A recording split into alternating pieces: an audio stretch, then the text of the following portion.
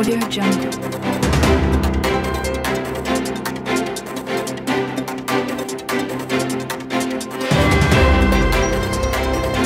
Audio Jungle.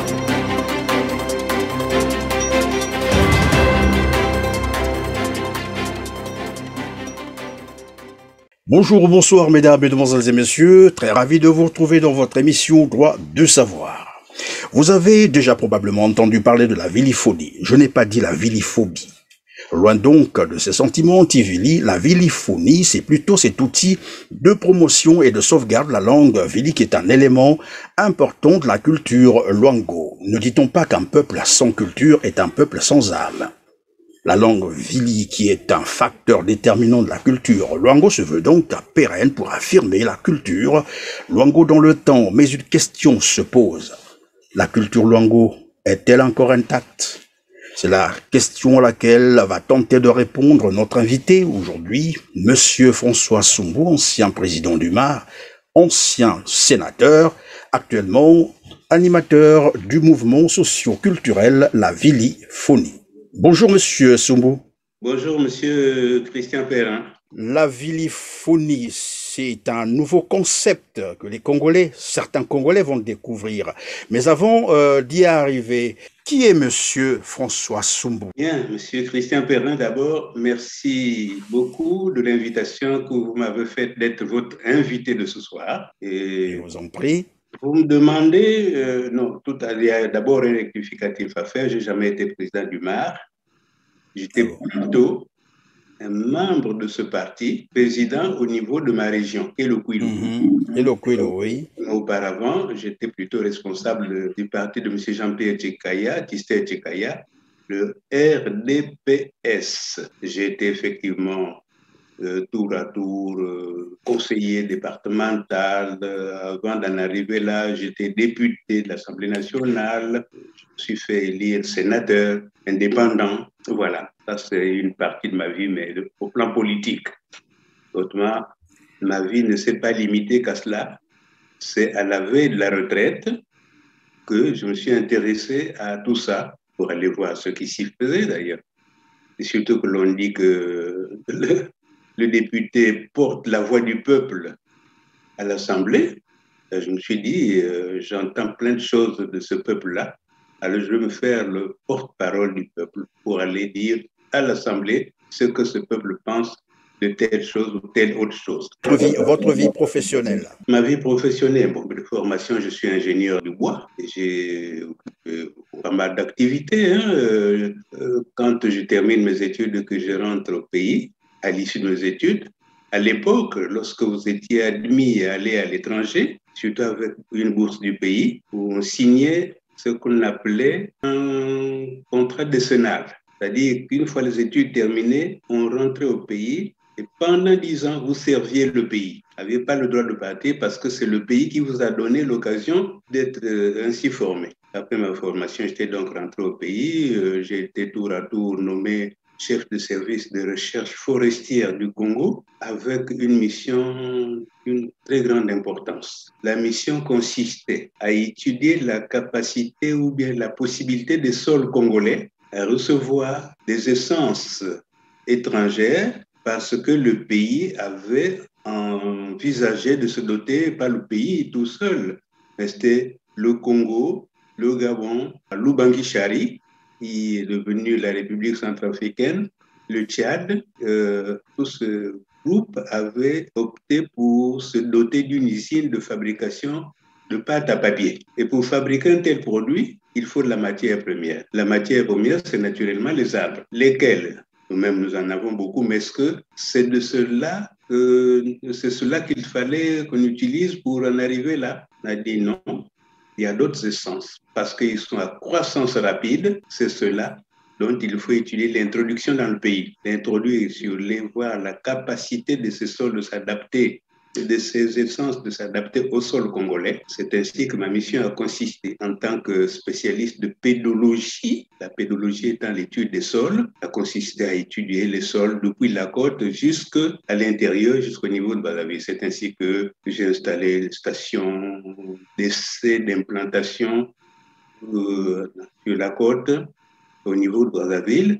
où j'ai créé, moi, la station de Kintéélé, qui aujourd'hui devient un village, mais c'était de la brousse.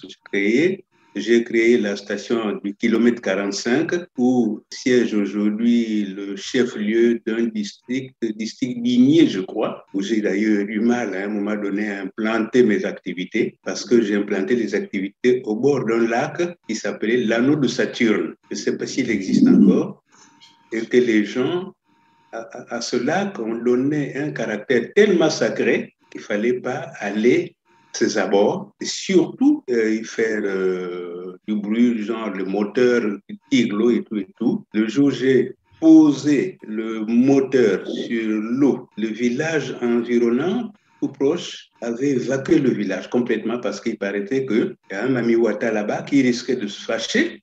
Il a emporté le village. J'ai dit, bon, écoutez, libérez le village.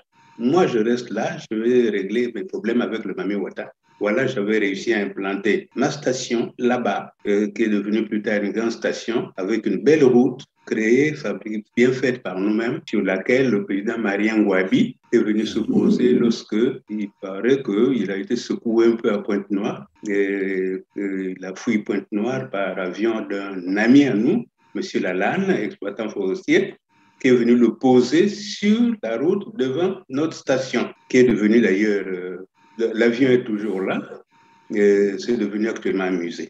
Voilà, donc je suis chef de service des recherches forestières et plus tard me voici devenu directeur de l'Office national des forêts, chargé des plantations, de l'exploitation, de la transformation des bois et ainsi de suite. Une vie très très belle, mais de temps en temps dérangée par des responsables qui pensaient à un moment donné qu'ils étaient mieux connaisseurs que les connaisseurs que nous étions et qui voulaient imposer parfois leur point de vue. C'est ainsi qu'on m'a fait faire des choses terribles. J'avais été appelé pour aller cautionner l'exploitation d'une essence forestière appelée l'Ayus. Et cette essence, on l'exploitait en vue de fournir des tiges pour la fabrication des allumettes par une société coréenne qui s'est implantée à Bétou.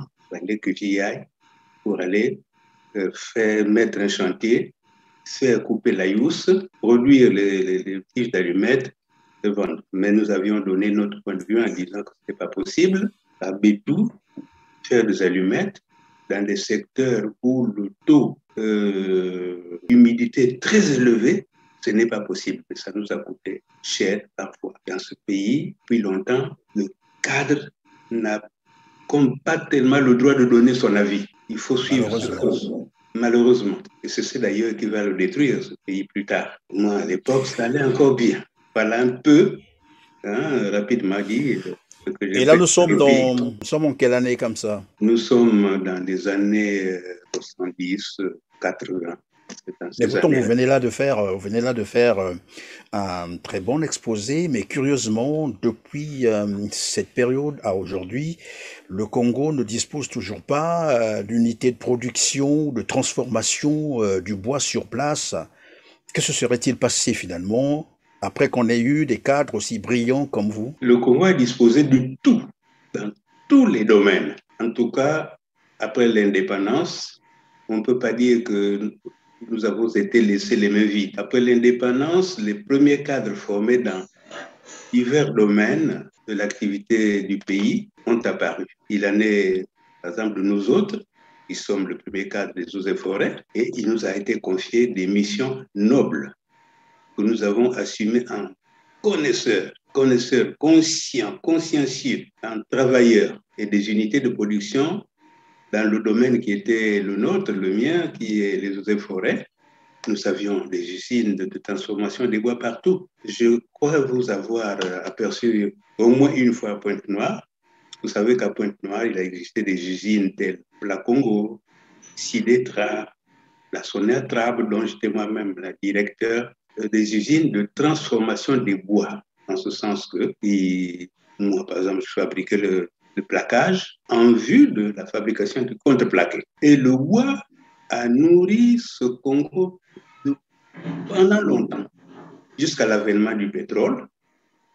Et les gens ont vu dans le pétrole, les revenus du pétrole devaient certainement rapporter plus. Et on a carrément délaissé le domaine qui a fait vivre le pays pour se ruer vers le pétrole. Le pays était doté de plein d'infrastructures. En matière d'élevage, par exemple, puisque j'appartiens à ce ministère-là aussi, quand vous partiez d'un pays appelé Malolo, ça se passe dans la Bouenza, sur la route en direction de Mosenjo. C'est fantastique, ce qu'il y avait comme ferme, la fête des fermes, de vaches.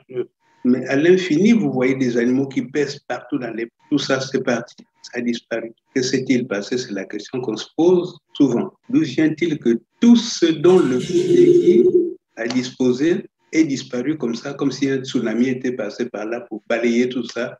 Mais sûrement, je l'ai dit tout à l'heure, avec l'arrivée du pétrole, la facilité est tombée et tout le monde se contentait de cela.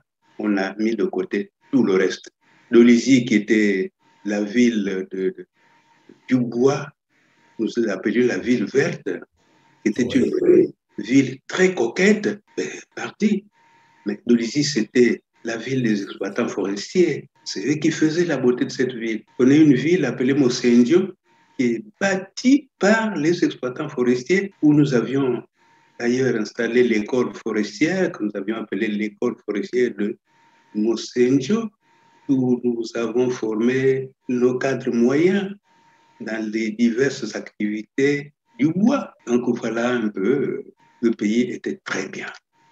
Des cadres bien formés. Comment vous vous sentez aujourd'hui de voir ce pays qui avait pourtant bien décollé se retrouver au niveau où il se retrouve aujourd'hui? Très mal en point. C'est toujours avec tristesse qu'on évoque quand vous posez des questions comme ça.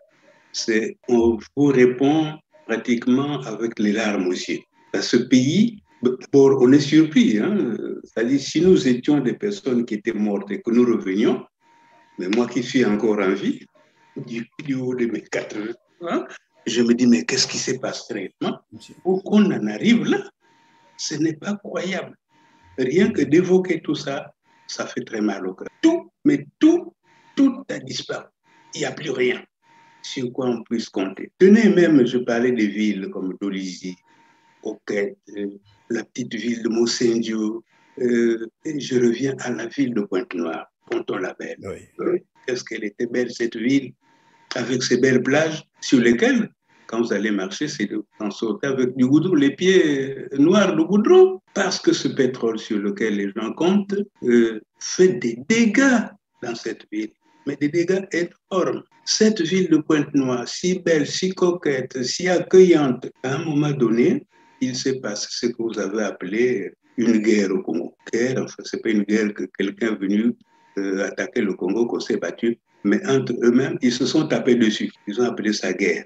Et tout le pays a quitté, par exemple, Brazzaville, pour se retrouver à Pointe-Noire. Mais tout le pays, je dis tout le pays, tous ceux qui fuyaient Brazzaville, ils n'avaient qu'une destination, c'est Pointe-Noire. La Pointe-Noire qui est passée brutalement de 800 000 habitants à 1,5 million. Et quand ces personnes arrivent, où vont-ils peut-être s'installer?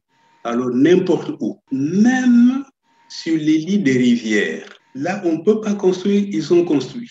Monsieur Christian Perrin, moi, quand je suis à Pointe-Noire et que je me promène sur la côte sauvage, mais je pleure de voir que le lac au bord duquel je suis né, le lac Loya, soit devenu une habitation. Le lac est noyé sous du béton, des maisons, des gens que j'appelle moi les riches, les nouveaux riches, ils ont fait disparaître. De telle sorte que quand il pleut, c'est la catastrophe dans cette ville. Vous ne vous reconnaissez plus. Il faut mettre des bottes pour sortir dans la ville de Pointe-Noire. Oui, les bottes, quand vous avez encore la chance, vous pouvez porter les bottes, mais il y a des maisons qui, finalement, sont totalement noyées. Oui. Alors, revenons donc sur ce que vous faites. En fait, vous êtes animateur d'un mouvement socio-culturel appelé la viliphonie. C'est quoi déjà la viliphonie?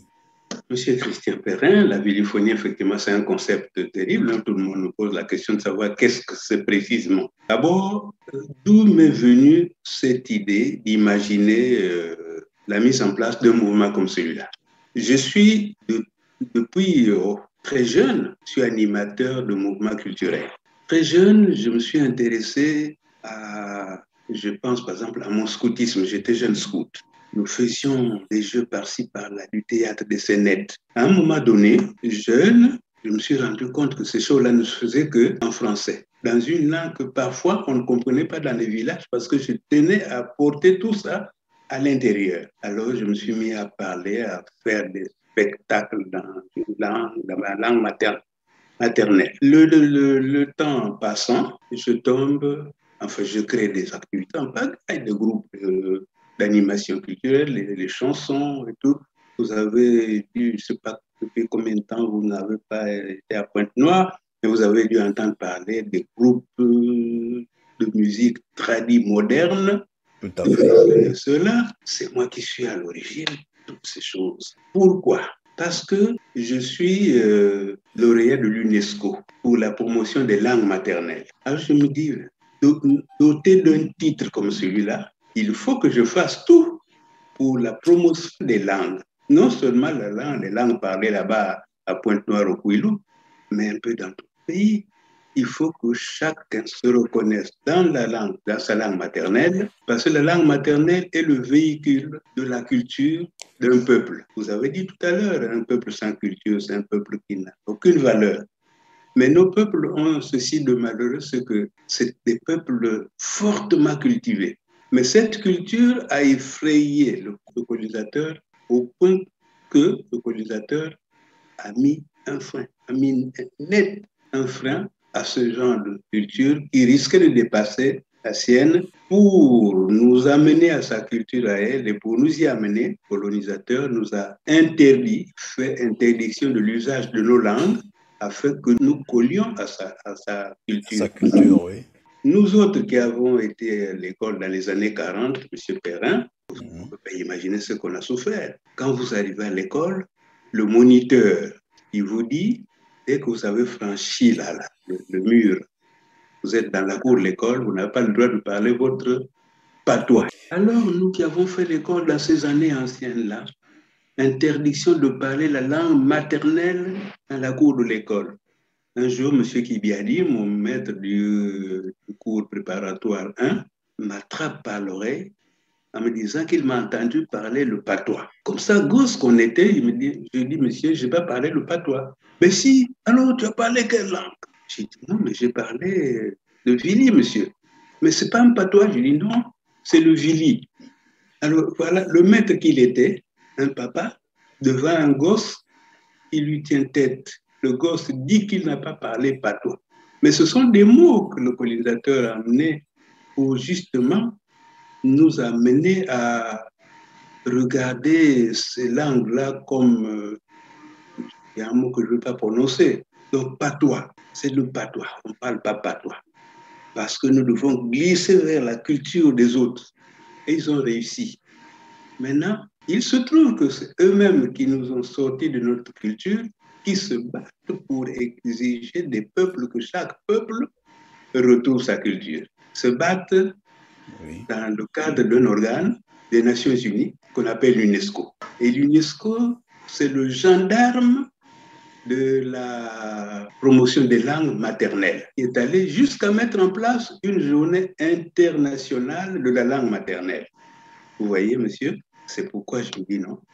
Il faut que je fasse quelque chose pour faire comprendre cela à tous ceux que je peux avoir et les ramener à un niveau où ils peuvent comprendre que, effectivement, si nous ne revenons pas vers notre culture, nous allons perdre toutes les valeurs traditionnelles qui sont les nôtres. Et perdant nos valeurs traditionnelles, nous pourrons nous embarquer dans des cultures qui vont nous détourner de notre trajectoire. Je vais m'intéresser un peu à la manière dont, comment vous faites pour évidemment faire la promotion de cette langue, mais bien avant, je veux bien comprendre depuis quand tout cela existe et quel est donc le périmètre d'influence aujourd'hui. Alors, moi, c'est une affaire qui existe depuis longtemps. Je vous ai parlé de toutes les créations que nous avons pu faire. des groupes d'animation culturelle, de théâtre en campagne, et tout cela nous a amené C'était déjà formel en ce temps-là, ou bien? depuis, il y a longtemps que c'est parti, monsieur. C'est pas Ah d'aujourd'hui, bon. c'est longtemps. Ça nous a amené jusqu'à un point où on s'est demandé, mais pourquoi est-ce que, alors que nous invitons les gens à s'intéresser à leur langue maternelle, les gens continuent de s'en éloigner? Il en est ainsi pour Pointe-Noire. Monsieur Perrin, vous connaissez Pointe-Noire, où il y a un quartier qui s'appelle Mvumvu. Ouais. Mvumvu, c'est le cœur des Luango. Les Luango, c'est les gens qui parlent Vili, Yombe, Lumbu, Kabinde, tout. Mvumvu, c'est le cœur de Luango. Mais Mvumvu, où j'ai vécu quand j'étais collégien au collège classique et moderne de Pointe-Noire, qu'ils appellent aujourd'hui lycée Victor Gagnard, en temps d'ailleurs il était Karl Marx, qu'on ne connaît pas, pas pourquoi on ne pouvait pas l'appeler Chikaya ou autre chose. Quand j'étais donc à ce collège, j'habitais en Mvumvu et je ne parlais avec les autres que ma langue maternelle. Aujourd'hui, Monsieur Perrin, quand vous allez en Mvumvu, on parle, on parle Lingala. On parle Lingala. Ils sont deux, ils sont de la même langue. Ils sont, j'allais dire, Vili par exemple, ils parlent Lingala. Dans d'autres quartiers, je pense à Ngoyo, Matende, des trucs comme ça, on parle Munukutuba. Et c'est rare de voir deux Vili parler leur langue. Qu'est-ce que c'est ça? Quelle est cette situation-là? Alors, vous me dites, est-ce que ça a commencé depuis un moment? Oui, ça a commencé depuis longtemps. C'est un message que j'ai porté. Mais longtemps, jusqu'à Et maintenant. comment vous vous y prenez? Comment vous vous y prenez, Monsieur Sumbu? Avec quel matériel? Qu'est-ce que vous utilisez comme support pour faire la promotion de cette langue? Comment vous vous y prenez? Au départ, il n'y a pas de support. C'est des réunions. C'est comme je vous dirais, quittons d'ailleurs le pays. Moi, depuis que je suis arrivé ici, quand je suis arrivé ici, mais j'ai fait pratiquement toute la France, là où je peux trouver quelqu'un qui partage la langue qui est la mienne avec moi, je lui demande s'il y en a d'autres. Il suffit qu'on en trouve une dizaine, moi je me rends là-bas pour leur porter le message dont je vous parle, pour leur faire prendre conscience du ridicule. Des gens qui se disent des intellectuels, mais les intellectuels qui, pour dire des choses, ils doivent la penser dans une autre langue que la leur. Qu'est-ce que c'est que Et ça? pendant que vous le dites, Monsieur Sumbu, qu'est-ce que vous pensez de ceux-là qui croient que le fait de parler la langue française, de bien manipuler la langue de Molière, c'est être intelligent, être un intellectuel? C'est ça aussi qui a tué le pays, je Mais crois. c'est ça effectivement qui a perdu les gens. Déjà même quand je parle de l'obligation de parler français à l'école. Nous, l'école, il y a des peuples de l'Afrique de l'Ouest, par exemple, que j'ai vu, qui faisaient fuir les enfants, qui enlevaient leurs enfants de la ville pour les amener au village parce qu'ils ne voulaient pas qu'ils aillent apprendre la langue d'autres personnes que la leur. Mais chez nous, c'était plutôt pour un parent, c'est une fierté que d'envoyer son enfant à l'école des Blancs, j'allais dire, et de voir l'enfant manipuler le français et le manipuler correctement. Les gens, à l'époque où nous autres, on était à l'école, quand nous sommes arrivés d'ailleurs dans ce pays, quand on parlait français, il fallait faire attention, parce que même les Français, même, il y a comme des différences. Le français de Nantes, c'est le bon français que chacun de nous voulait vraiment parler. Et parler le français de Nantes, on était admirés. On parle le français de Paris, on était admirés. Et là, on nous appelait des civilisés. Et tout de notre temps, nous n'étions pas nombreux ici, hein, pouvoir entendre manipuler le français mieux qu'eux-mêmes, hein, parce que c'est du n'importe quoi. On leur dit souvent, mais c'est votre langue, vous ne l'avez pas apprise. Nous l'avons apprise avec toutes les règles grammaticales que cela comporte, tout est tout mieux. Vous, c'est votre langue, vous pouvez faire tout ce que vous voulez. Alors donc, j'ai fait un travail, ça fait tenter de faire comprendre aux gens cet état de choses d'un peuple qui, pour penser, pense d'abord une langue d'autrui avant de sortir ce que lui pense dans sa propre langue. C'est terrible. Revenons à notre langue, parce qu'elle est porteuse d'une grande culture. Et pour ce que Oui, mais nous faisons, comment vous faites, Monsieur Sumbo, comment vous faites pour adapter les langues ou la langue maternelle, le Vili par exemple, aux avancées technologiques, parce qu'aujourd'hui, il y a la science. Comment vous faites pour aborder toutes les questions scientifiques avec une langue aussi, entre compliqué guillemets, hein, très compliquée comme le avec Vili? ça. Ben, il y en a qui travaillent sur la question, ceux qui sont au cœur et qui peuvent maîtriser toutes ces nouvelles données-là, données technologiques, ben, ils se mettent, hein, ils travaillent. Nous avons des ethnolinguistes. Et monsieur Perrin, entre parenthèses, à un moment donné, moi j'avais pour, comme je ne peux pas dire ami, c'est quand même beaucoup plus vieux que moi, monsieur Letema Mbili, il raisonnait comme ça, lui.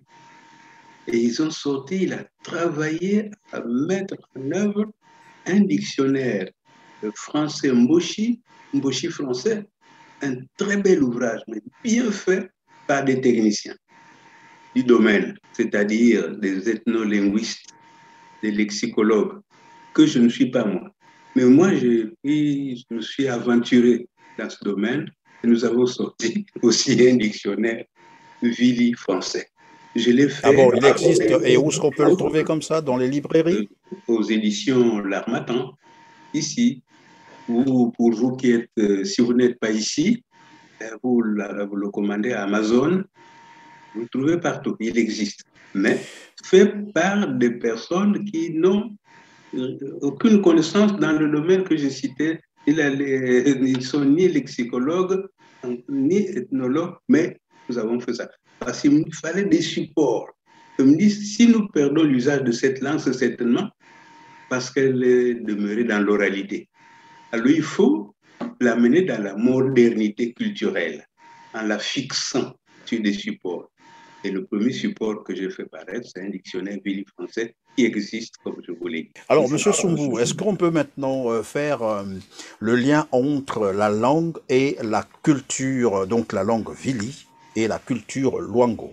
La langue et la culture, effectivement, pour quelqu'un qui a la maîtrise de sa langue. Cette langue, quand on l'étudie, on regarde comment est-ce que nos anciens nous ont amenés à l'apprécier.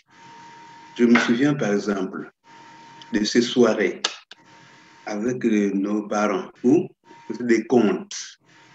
Mais à travers ces contes-là, nous voyons ce que c'était que notre culture. Notre culture est faite de quoi?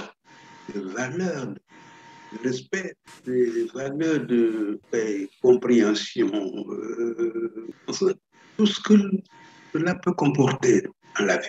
Donc c'est à travers nous voyons qu'à travers cette culture, qu'on voyait des choses dont nous devions prendre, que nous devions maîtriser pour nous permettre de mener la vie d'un fils du Luango et pas de quelqu'un d'autre. Le Luango, c'est quelqu'un qui est contre la violence. Mais nous l'apprenons à travers les contes. Il y a eu ça. Le résultat, voilà ce que ça veut donner. Donc la violence, c'est pas bon. Vous voyez, le Luango, c'est quelqu'un qui s'éloigne des choses d'autrui. Le soir, il y a un conte autour de machin, un conte. Je pense à cette histoire, par exemple, de ce garçon qui, parce qu'il vient de France où il a été voir son oncle, il rentre au pays et il veut, à midi, alors que dans la culture Luango, midi, c'est un moment où il vaut mieux rester chez soi qu'aller se promener n'importe comment. Lui, à midi, il veut aller voir le village voisin. On lui a dit, tu ne vas pas. Et il dit, ben, arrêtez-moi vos histoires de village, là. Ça ne nous concerne pas. Il part. Et il avait marché à peine 5 mètres, 5 minutes, pardon. Il se retrouve devant un village qu'il n'a jamais vu, qui n'a jamais existé à cet endroit. Et il entre parce qu'il fait très chaud. Il va s'asseoir au pied d'un manguier. Au pied d'un manguier, paf, il s'assoupit. Et puis, quand il s'assoupit, tout d'un coup, il entend des clameurs. Il sursaute et juste devant lui, il y a une chapelle ardente. Qu'est-ce que c'est cette affaire? Moi, je passe là, je suis santé, je n'ai pas vu ça. Alors, monsieur se lève, il va regarder. Il y a effectivement un cadavre sur un lit, 4 bougies allumées, et il n'y a personne tout autour. Il s'étonne. Et puis dans un coin, il y a une pelle et une houe. Il prend la pelle et la houe, il va creuser un trou, il fait un machin, il va prendre le cadavre et il l'enterre. Quand il veut partir, il entend la clameur. Et des gens qui crient en lui disant, toi, bienfaiteur, viens m'enterrer correctement, ne m'abandonne pas comme ça. Alors, conclusion, dans la culture du Luango, il ne faut jamais se mêler des choses qui ne vous concernent pas, voyez-vous. Oui, monsieur Sumbu, vous venez là de dire dans la culture Luango, il faut pas se mêler des choses qui ne vous concernent pas, et c'est une culture qui ne prône pas la violence. Pourtant, il n'y a pas assez longtemps là, quelques jours, lors de la visite de Denis Sassou Nguesso à Pointe-Noire, nous avons entendu une déclaration faite par monsieur Florent Tchibouanga, qui doit être le président des sages du Kwilu, mais aussi membre de la cour royale, proférer des menaces contre les autres, probablement Kwilois. Disons que tous ceux qui ne pouvaient pas soutenir Denis Sassou Nguesso n'avaient que deux choix, soit quitter le département, probablement le pays, puisqu'il disait vous quittez, vous partez ailleurs, sans préciser est-ce qu'il fallait quitter le Kwilu ou le Congo, mais plus loin encore, il dit, pour ceux qui vont insister, il y a un terme certainement que vous connaissez beaucoup mieux que moi, vous serez foudroyé, c'est-à-dire vous mourrez calciné. C'est quand même des menaces publiques et c'est sérieux, c'est très grave. Est-ce qu'on peut penser que la culture, finalement, Luango a changé de ton? Puisque tout à l'heure, vous avez dit, ce n'est pas une culture de violence. Mais là, on sent de la violence, de l'exclusion, des menaces de mort en plus. Bien, merci, monsieur Christian Perrin. Bon, il y a lieu de se demander si, pour dire ça, monsieur Tchibouanga ne sait pas peut mettre un peu de miel sur les lèvres. Hein? Est-ce que ça vient de lui? Qu'avait-il, lui, à menacer des personnes qui n'ont rien fait à personne? Parce qu'en effet, il aurait dit que le président qui était devant nous, qui est en visite à Pointe-Noire et qui est candidat à sa succession à l'élection présidentielle, que lui, ça relève du choix de Dieu. Je ne suis pas sûr que M. Tchibouanga ait rencontré Dieu ou que Dieu lui ait dit cela, je ne pense pas. Mais ce qu'il décide, lui, d'être candidat, ça relève du choix de Dieu. Donc, celui qui n'est pas d'accord avec ce choix, qu'il aille ailleurs. Qu'il aille ailleurs. Comment ça? Les gens sont chez eux et puis ils profèrent une telle menace.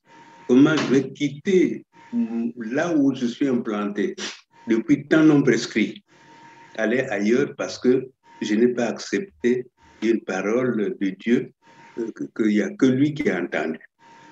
Et mieux, celui qui ne le soutient pas, vous avez dit, il n'y a que moi qui connais l'expression, il dit c'est-à-dire qu'il sera foudroyé. Ça ne vient pas de lui.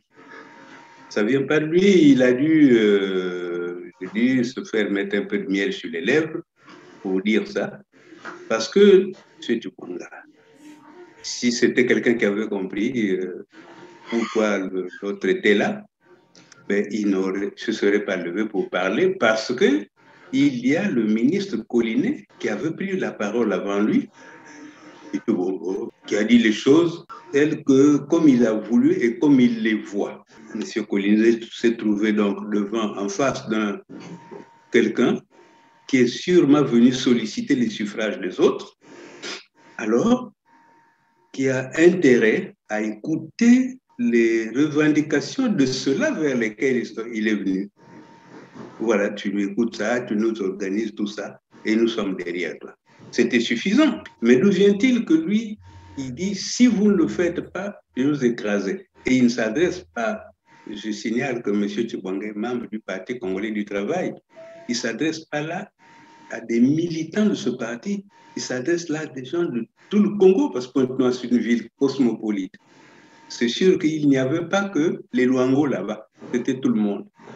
Donc il est allé maudire tout le monde. Au cas où vous ne faites pas ça, vous allez être brûlés. Mais comment brûlés? De quelle manière? C'est pourquoi moi, ceux qui se plaignent, qui en parlent, je crois que c'est un avertissement. C'est un avertissement qui a été donné, il faut en tenir compte. Lui, il a eu pour mission de venir vous le dire, pour nous le dire. Attention, si vous ne faites pas ça, voilà ce qui va vous arriver. Et puis, c'est déjà Mais arrivé. seulement, monsieur, évidemment, c'est des choses qu'il faut prendre au sérieux parce que nous savons, je crois que vous vous rappelez très bien, Denis Sassou Nguesso était, je crois, dans le pool avant l'élection, je crois, 2016, où il avait prononcé quelques paroles, disant, dans cette foulée, hein, il parlait du goût de sang que vous n'avez jamais expérimenté, vous n'en savez rien, et nous savons ce qui est arrivé après au pool. Ici, monsieur Chibwanga qui profère les menaces, sous-entendu, bon, il a reçu l'ordre ou mandat du bon Dieu, comme il a dit lui-même. On se pose la question, c'est qui ce Dieu? Est-ce que c'est le même Dieu que tout le monde prie? Ou bien c'est son Dieu Sassou Nguesso qui le lui a dit, que celui qui ne se soumettra pas sera foudroyé. Les mots ont un sens. Et vous êtes d'ailleurs celui qui aujourd'hui fait la promotion et disons, la promotion de la langue Vili. Vous savez que chaque mot a un sens. Ici, on vient de dire ceux qui ne seront pas d'accord, soit ils doivent quitter la ville, soit ils seront foudroyés.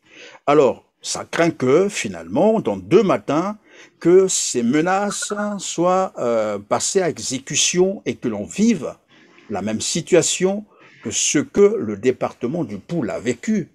Et ça a toujours commencé comme ça. C'est pas tombé du ciel. Ces genres de paroles, ces genres de menaces ne viennent pas du néant.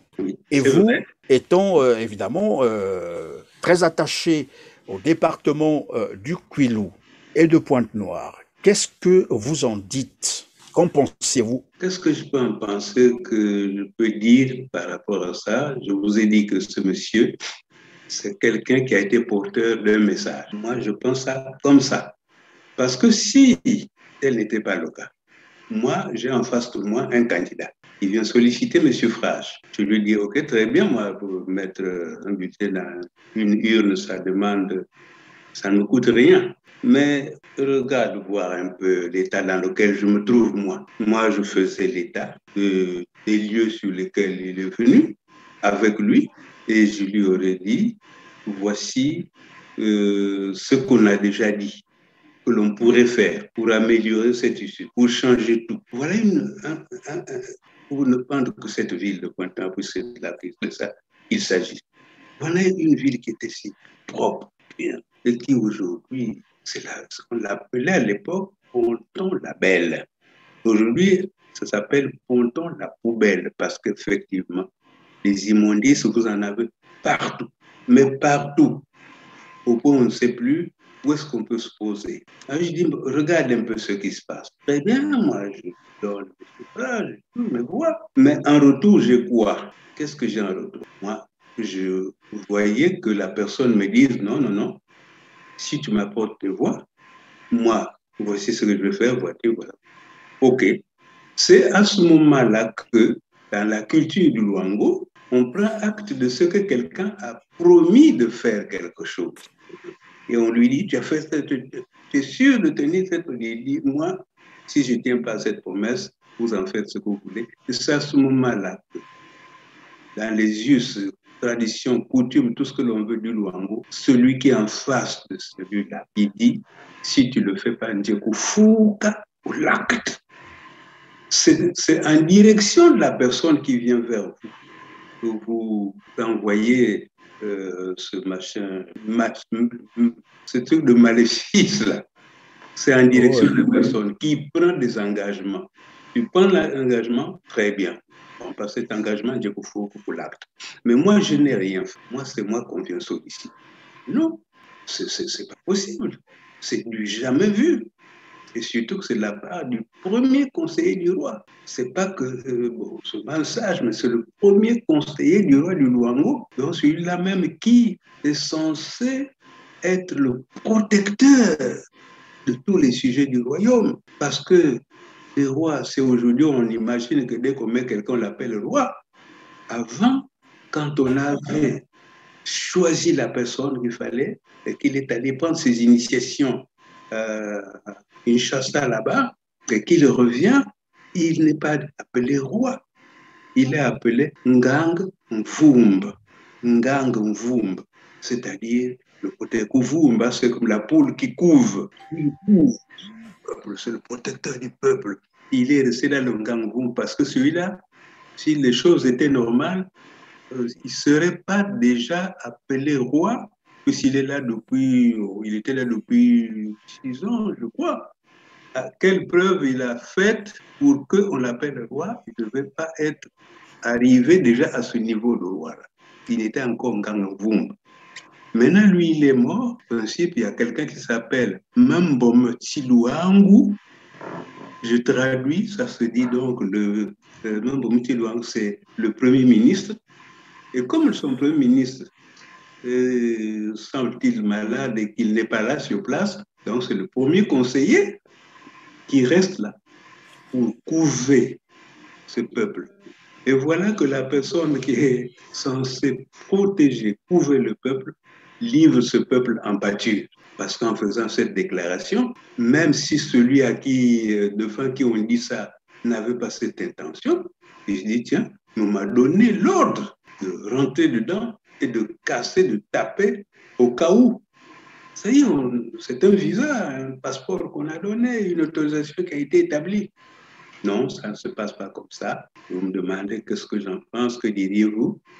Je dis que la chose aurait dû être faite telle que je vous l'ai décrite, parce que c'est comme ça que ça se passe. Est-ce qu'on peut parler, est-ce qu'on peut parler là de la lâcheté ou bien de la compromission? Parce que finalement, on sait que, évidemment, pendant la campagne 2016, Denis Sassou Nguesso promettait une nouvelle municipalisation de la ville de Pointe-Noire après avoir échoué la toute première. Et après 5 ans, donc le mandat finissant, il repart.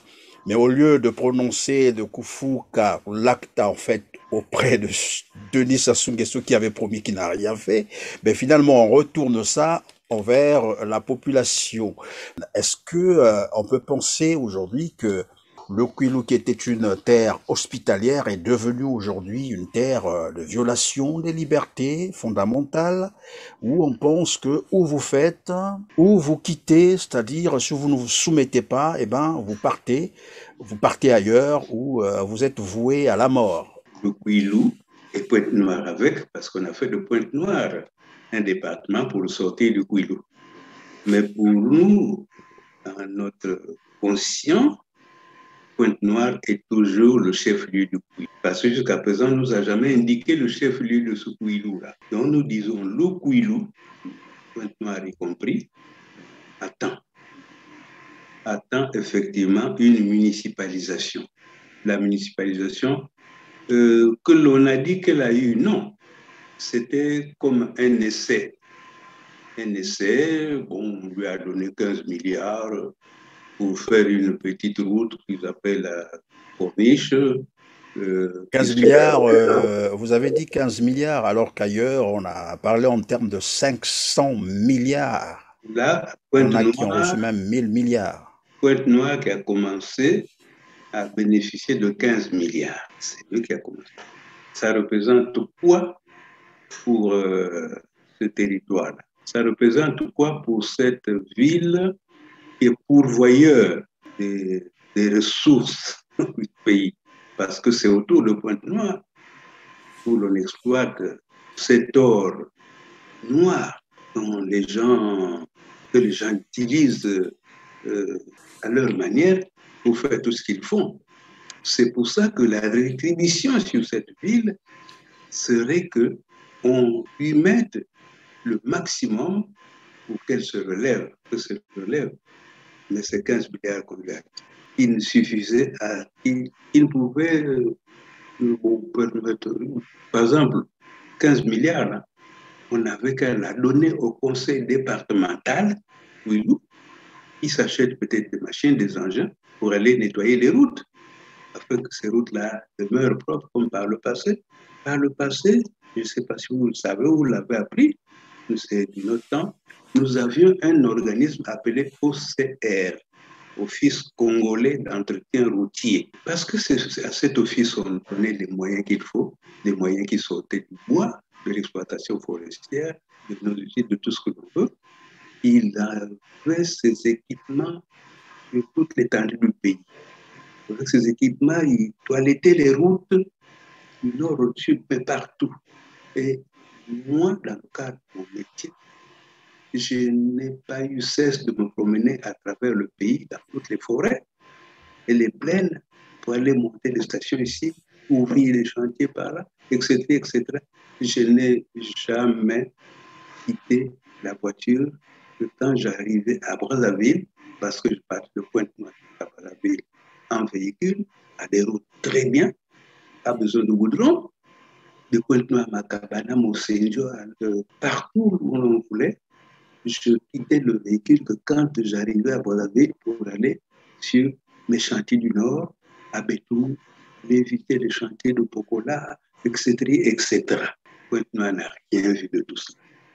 C'est pour ça d'ailleurs que M. Tchibouaka, au lieu d'aller menacer des gens qui souffrent, mais qui ne crient pas, les gens là-bas, leur culture veut que bon, c'est des moutons qu'on égorge, mais il ne crie pas.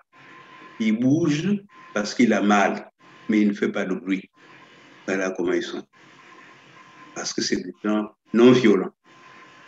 Ils sont tranquilles chez eux, on les laisse tranquilles. Ils disent d'ailleurs, je trouve à manger, je mange, je ne trouve pas, je reste comme ça. Que l'on condamne dans la situation qu'ils ont, à ces gens à qui on n'a pas offert la municipalisation accélérée, c'est à ces gens-là qu'on va dire, si vous ne faites pas ceci, vous serez brûlés. C'est pourquoi je dis non. Ça, il a dû se faire dire ça. Ça ne vient pas de lui, puisque lui, il ne vit pas en dehors des autres. Il ne vit pas en dehors des gens de Pointe-Noire. Tout le monde, nous tous, nous vivons dans Pointe-Noire. C'est comme j'entends des gens du Nord, du Sud, mais tous, on souffre pareil. Celui qui vient du Nord du pays, qui vit à Pointe-Noire, vit dans les mêmes bourbiers que le natif de Pointe-Noire. Quand il pleut, il a de l'eau comme celui qui vit à Pointe-Noire. Il y a même des serpents qu'on retrouve dans les maisons à la suite d'une grande. Alors, Monsieur Soumbou, nous sommes pratiquement... Monsieur Soumbou, nous sommes pratiquement à la fin de notre émission. Le temps qui nous était imparti touche pratiquement à sa fin. Je vais donc probablement vous poser la dernière question, sachant que vous aurez probablement aussi un mot de la fin là-dessus. Mais bon, de coutume, nous recevons des politiciens aussi sur notre plateau qui font un état de lieu ce qu'est devenu le Congo-Brazzaville. Alors aujourd'hui, nous vous avons sur notre plateau, vous n'êtes pas politicien, vous êtes culturel. Est-ce que cela vous empêcherait de nous dire ce que vous pensez de Pointe-Noire actuellement, sinon du Congo? Quel état de lieu faites-vous? La situation socio-économique du pays? Mais je ne parle pas que de Pointe-Noire, je parle du pays tout entier qui est complètement perdu. Il n'y a plus rien, il n'y a plus de pays, on en parle même. Il faut le reconstruire, ce pays. Tout a été détruit, je vous l'ai dit. Il n'y a plus rien. Il faut tout remettre en selle. Tout, absolument tout. Voilà ce que je pense. Il n'y a plus rien. Il faut tout reprendre. Moi, voilà. Monsieur Perrin, je ne suis pas né d'hier, là, de ce Pointe-Noire qui est là. Oui, vous avez 80 ans. Je suis né d'une Pointe-Noire qui était formidable. C'était un beau pays, mais un Congo également. Brazzaville, pour moi, c'était... Vous ne pouvez pas imaginer ce que ça représentait pour nous. Étiré tout en longueur sur la rive droite du Congo, là où le puissant fleuve s'étale, pour former le vaste lac du Stanley-Pool. C'était plus rien ne semble à ce qu'était hier. Et partout, je vous parle de Moïse Saint-Dieu, c'était une très belle cité tenue par des exploitants forestiers, des hommes riches, qui d'ailleurs morts, tous morts. Je ne sais pas ce que leurs descendants ont fait de ce que les parents avaient. Tout est mort. La petite coquette ville de Dolisie ne ressemble plus à la Dolisie que nous connaissons. Allez voir Mindouri, quelque part où on descendait gaiement pour jeter des sangs, ceci, cela. C'est vraiment ça. Allez à l'Odima, où nous allions gaiement nous asseoir sous des petits manguiers de production Pascal Issouba, généticien, pour manger des mangues. Et ces mangues que j'ai trouvées, que j'ai achetées à Kiel, au sommet de la demande fédérale là-bas. Mangos aus dem Congo, mangue du Congo. Quelle fierté, c'était moi. Il n'y a plus rien de tout ça. Il n'y a plus rien. Alors, c'est aux Congolais, mais à tous les Congolais de prendre conscience de cette dégringolade, de ce tsunami, j'appelle ça moi un tsunami, qui nous a amenés à la dérive, faire qu'on se remette en état d'exister. Parce que ça n'existe pas là, il n'y a plus rien. Il n'y a que ça que je peux dire. Les considérations politiques, je ne me mêle pas de ça. Aujourd'hui, il y a une histoire d'élection, qui votait ceci, cela. Mais on peut même aller élire un Sumbu. Mais il faut que Sumbu ait en lui cet état d'esprit de l'homme de Luango qui veut que ce qu'on lui donne soit le bien du Luango et non pas le bien de Sumbu. Parce que si Sumbu fait de ça ce bien à lui, avec quoi il va faire le travail qu'on lui demande de faire. Voilà encore une valeur de l'homme du doigt.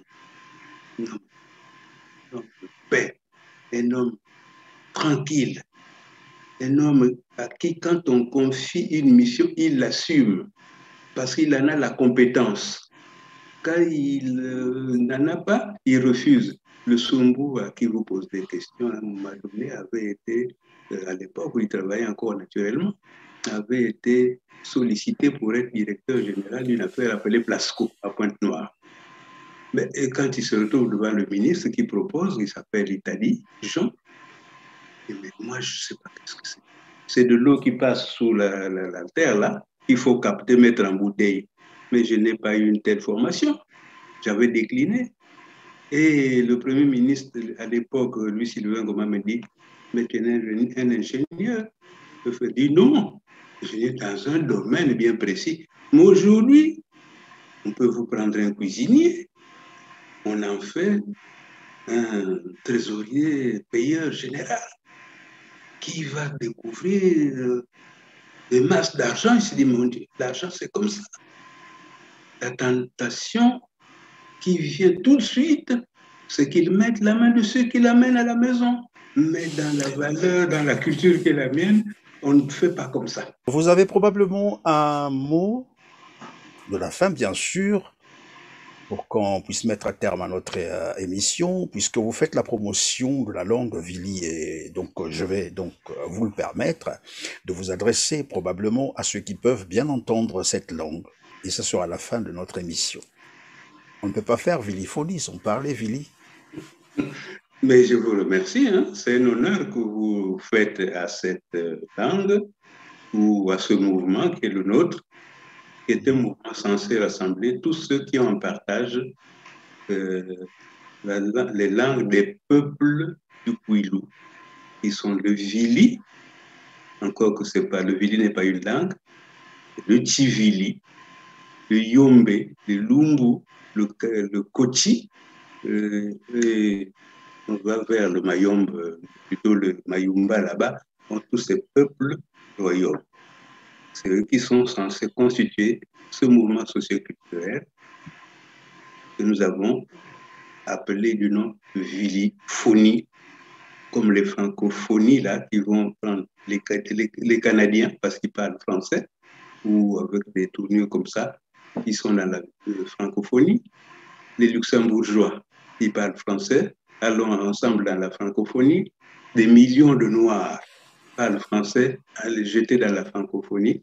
Voilà un peu ce que c'est donc cette viliphonie, groupement de ces peuples du Luango qui ont en partage la même langue que l'on parle avec des différences phonétiques selon l'endroit où on s'est installé. C'est ainsi que quelqu'un qui est à Kakamweka, il n'a pas le même accent, la même prononciation que quelqu'un qui est, mettons, à Tchowassa, à Kabinda, ou bien à Diosso, effectivement. Voilà. Alors, à ces gens-là, moi, je veux demander de prendre conscience de la force qui est la leur en maîtrisant. C'est un patrimoine laissé par nos ancêtres. Elle a énormément de valeur à révéler à ceux qui veulent la redécouvrir. Nous la connaissons, nous savons ce qu'est. Mais les autres doivent faire.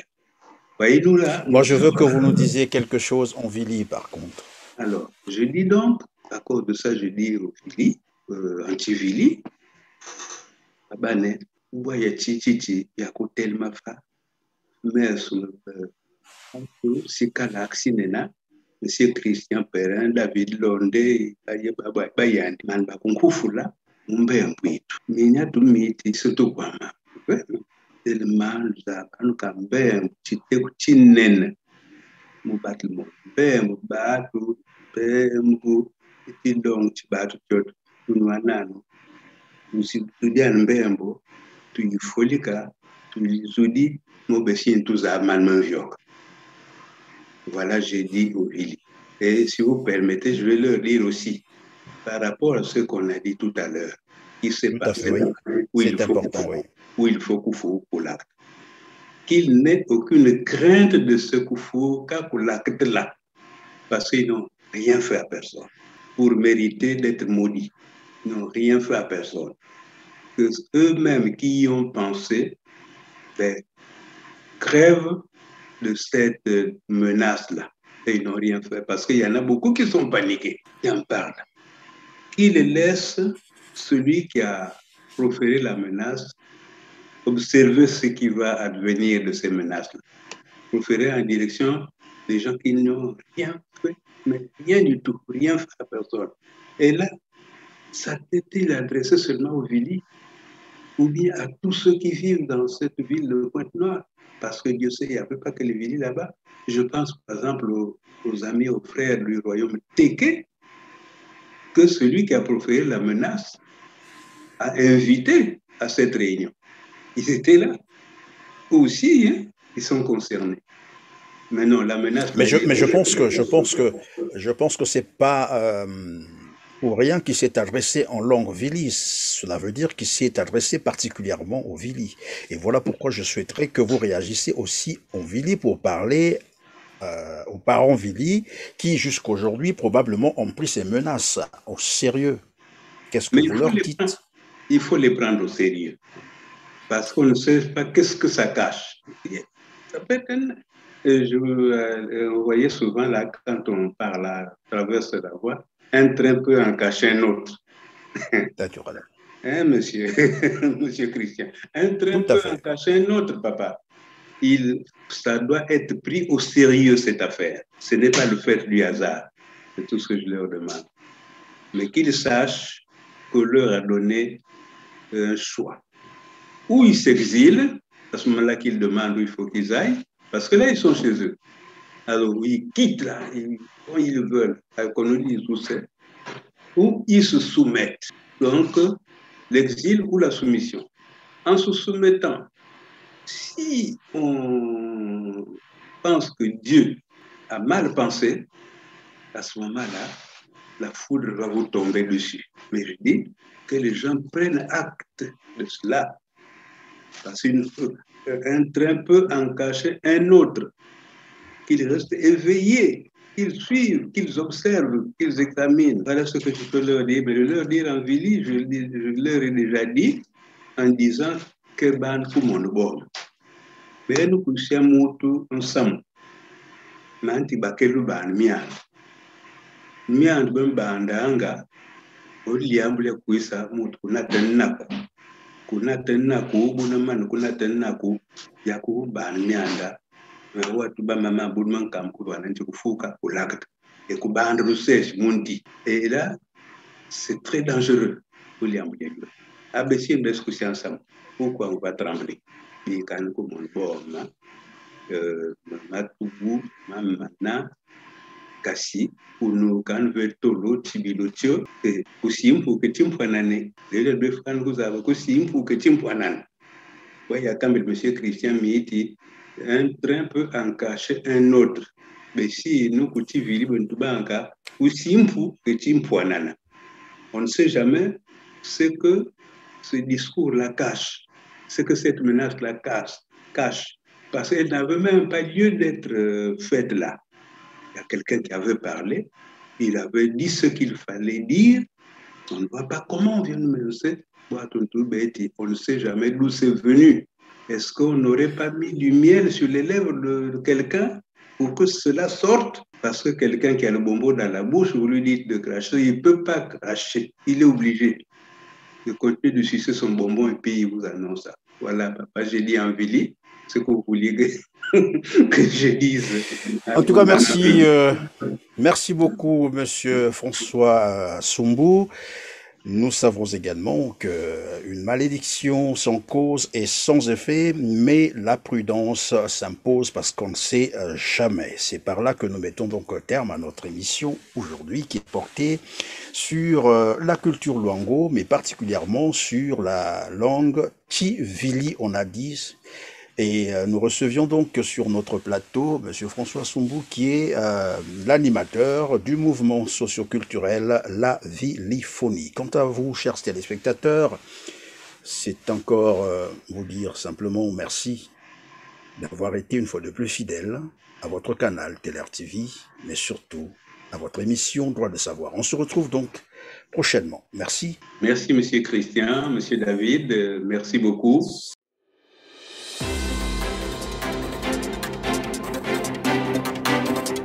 Audio Jungle.